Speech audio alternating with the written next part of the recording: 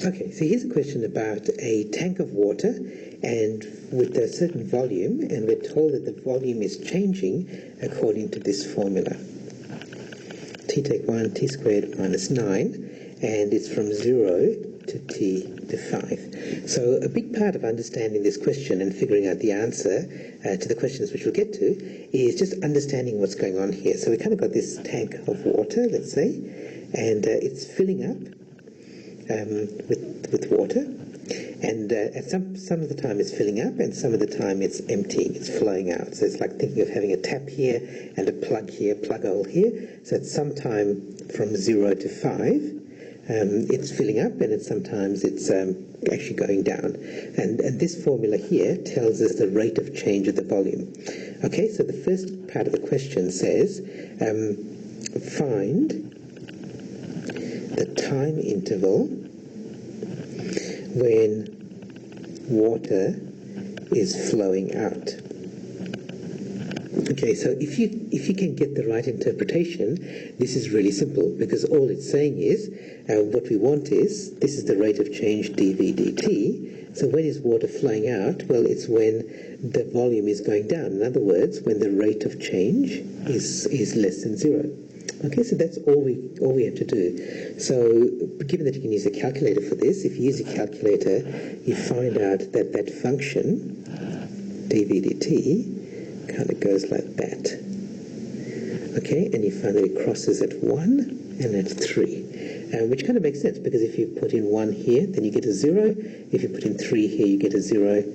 So when t equals 1, you get 0. When t equals 3, you get 0. Or when t equals minus 3, but of course we can ignore that. So anywhere between 1 and 3, dV dt is less than 0, and that's when water is flowing out. In other words, that's saying that the volume is going down because the rate of change is negative. So the interval is from 1 to 3 hours. Okay, so that's the answer. Remember, you can just do this in your calculator. Okay, then the second part of the question says, find out how much water has flowed out. Okay, again, now this is really easy, because we know that the time it flows out is from 1 to 3. So the amount of water, we know the rate of change is given by this formula here. So the amount is the antiderivative of that. So we just take the antiderivative of this formula from 1 to 3, and what we do, okay, then just plug that into the calculator, and you get minus 20 over 3. And that's exactly right. So the amount of water that's flown out should be a negative, because it's flowing out. Therefore, the answer, the amount of water, let's call it the volume, is 20 over 3. What are the units? Kiloliters.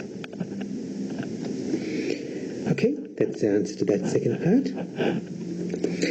And the third part is find the amount of water that's flowed in.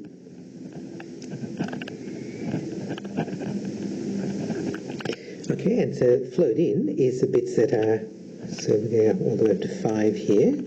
The flowed in are the bits apart from between 1 and 3. So it's this area here and this area here.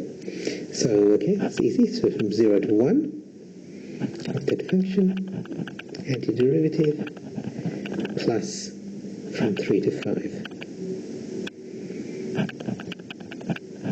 The same antiderivative. Alright, plug that into the calculator, you get 53 over 12 plus 148 over 3, and that gives us a total of 215 over 4 kiloliters.